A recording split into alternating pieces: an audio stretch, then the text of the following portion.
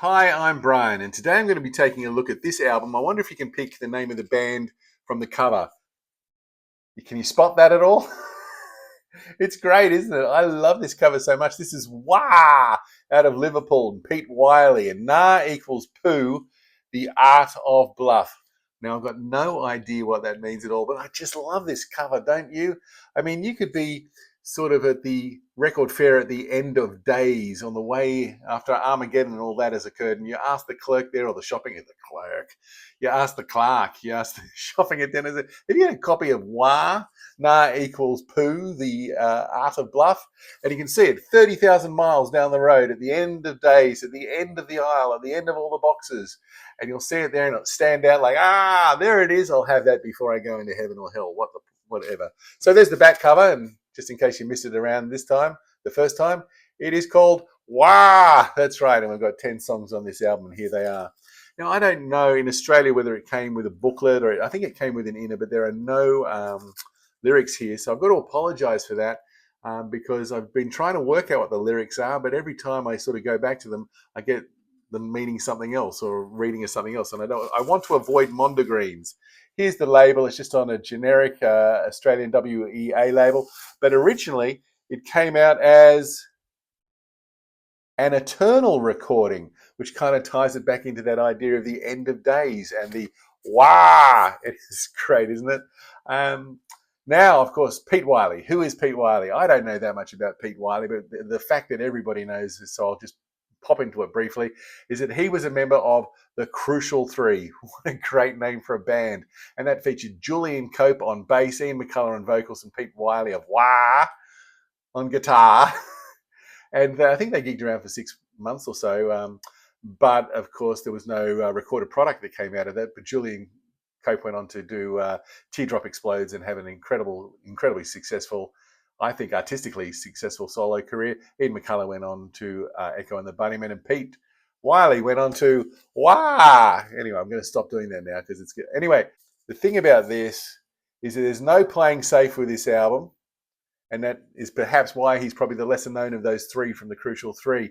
And he really demands an attentive listener. So when you go into a Wah album, you're in for a penny, in for a pound.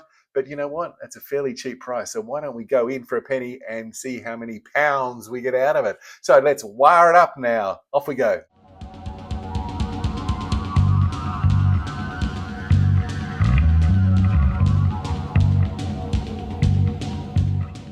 Now, the song that got me really into this album is the opening song. It's called The Wind Up, and it made me realize that I had to dip my toes into the Pete Wylie pool, which does maybe sounds disgusting, I'm not sure, and get this album on vinyl. And it has an atmospheric foreboding to it, which I really dig. We've got these weird synth sounds, tribal drumming, and then it sort of really kicks off with this punchy bass sound, which just comes right through the mix, and it's absolutely gorgeous.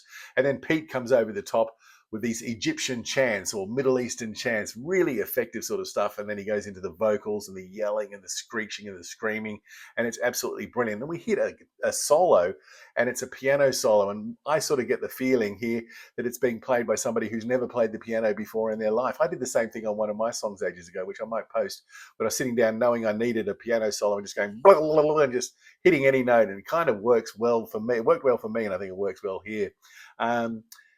Anyway, what a huge opening track we have here to the art of bluff. Let's have a little bit of a listen.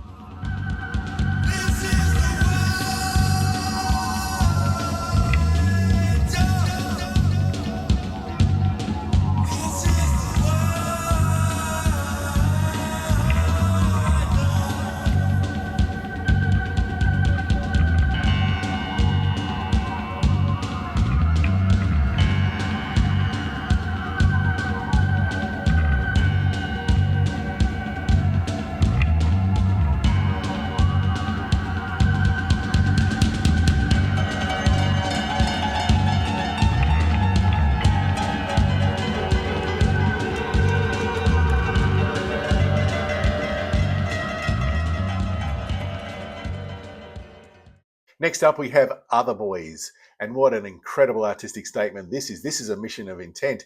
This is like power pop meets punk, which meets post-punk, which meets power pop, punk, post-punk, you know what I mean. It's full of manic energy, and I love the outstanding count up, or the spell up, if you will, to the chorus when he goes Otherboys. Beautiful.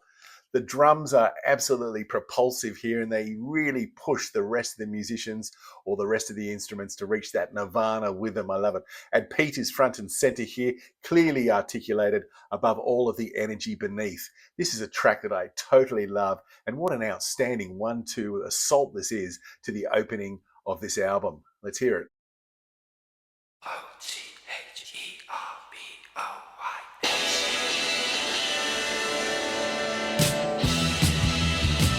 Watch out right behind you. Watch out, know your name. Watch out, got your number. Watch out, not the same.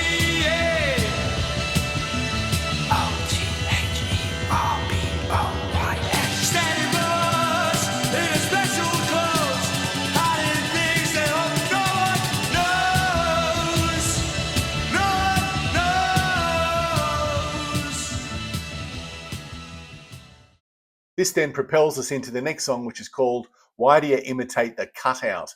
And this has sort of a psychedelic feel of the Doors, from the early Doors period. And I get a real sense of celebration of the lizard here. If you know that song, you know.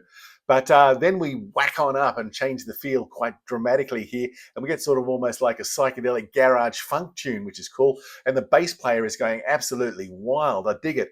And interestingly enough, I don't know whether this is a positive or negative here, but I just remembered who Pete Wylie's vocal sound reminded me of, and it's Shaun Ryder from the Happy Mondays, particularly around the Pills, Thrills and Bellyache album. Well, I don't know if that's appalling, but it doesn't matter. It still works. But I wonder if Bez has ever danced around to something which is full of so much adrenaline as this one.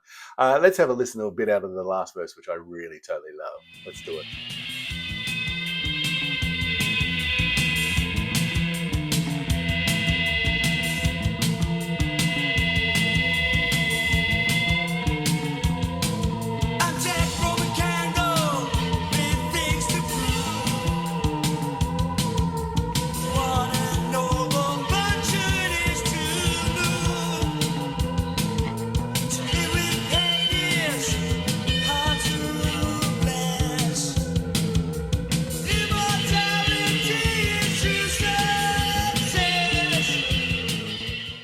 Now, the first thing I'm hoping when the next song comes on, it's called Mission Impossible, is that it's not just some lame and cheesy rendition of that old cliched song. But it's not. The good news is it's not. It's Mission Impossible done wah style, completely original, full of goodness.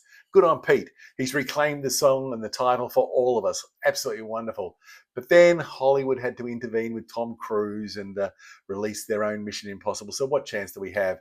Anyway, this song opens with a really great bass groove. I dig it enormously. And then it is, to use a Mission Impossible Tom Cruise metaphor, iconic metaphor. It's like the band just drops into the room, into the studio, like Tom Cruise when he drops down, goes like that. And well, he didn't really do that, but you know what I'm saying.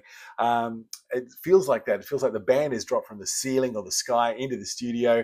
And the drums are a little bit quiet in this one, but it doesn't matter. I'm absolutely loving it. And what I particularly love is the awesome psychedelic breakdown in the middle. Worth a listen. I need something good. Don't bother me with facts. I need something more.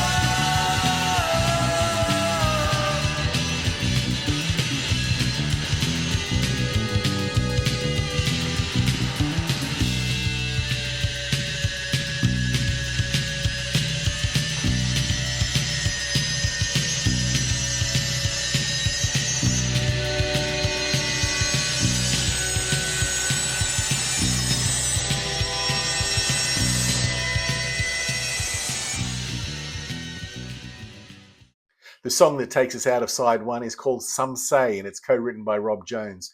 Now, I don't know what it is about this song, but I've got a bit of a whiff of the Clash here, which is really weird because I've never really gotten into the Clash where everybody else sort of has. But I like some of the lyrics here. Some say I've run out of ideas. Some say I'm wasting my time. Some say I'm wasting my life. Now, this is a crazy song. We've got basically two chords for a lot of it, and they're not sort of your traditional G to C or something like that. They're like G major to C minor or something. There's a minor, so we've got this clash going on between. Clash going on. Oh, we've got this clash going on between the minor and the major scales. There's something strange, as I said, is going on. But don't get me wrong, I really dig this song. And I love the message that it's given to us at the end, which is talk about the future, listen to the past. The song jumps immediately into overdrive, and it does not let up until that needle comes off the wax right at the end of the album. This is a beautiful song, and I'm really digging it a lot. Check it out.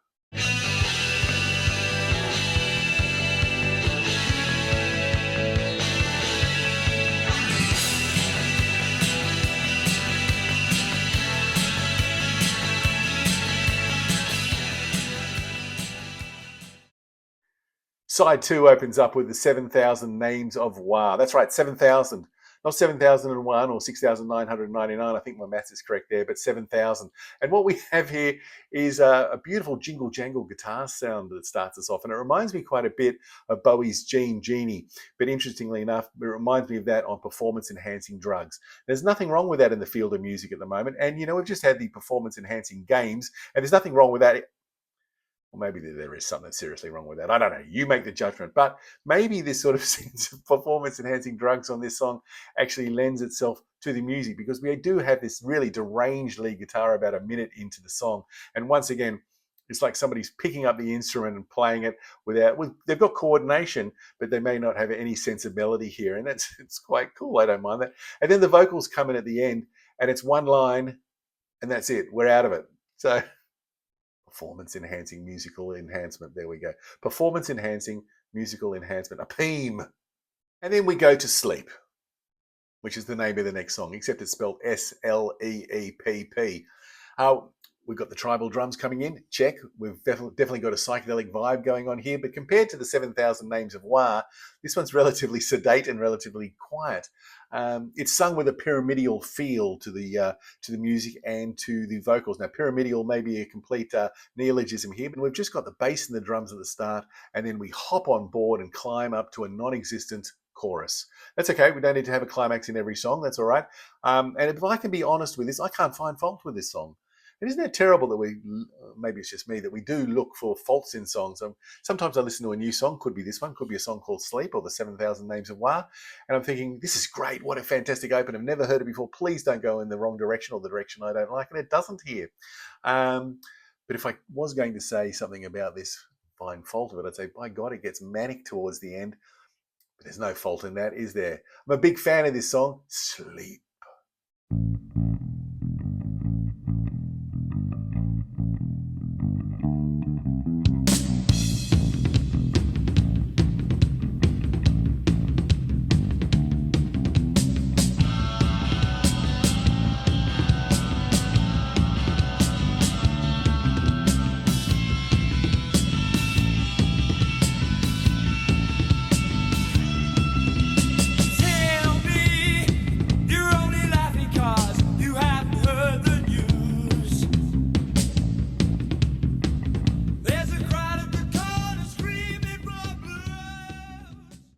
So we've had the 7,000 Names of Wa, took a bit of a sleep, and now we're back with 7 minutes to midnight. And with this sort of energy, let me tell you, they could definitely do the halftime show for the Special Music Olympic Enhanced Games, or the Schmegs, or whatever it's called. I'm not sure. What I do really dig about this, though, are those sweeping guitar chords which come across this song. And the reason I love it is because we've got the vocals and the rhythm section going at breakneck speed, and we've got this definition that we can hear now for those guitars. Even though there are a few of them, it's still really great. There's an urgency in the vocals that really has to be respected. I think some people believe that Pete sings too melodramatic too much of the time, and there's not much light and shade. But sometimes you just don't want to slow down, and this is one of those songs, I think. I love that synth at the end also, which adds another layer. What a song this must have been to have heard live. Wow, this would have just gone down like I was going to say lead balloon, but maybe like Led Zeppelin. No, that doesn't make any sense too. It would have gone down brilliantly.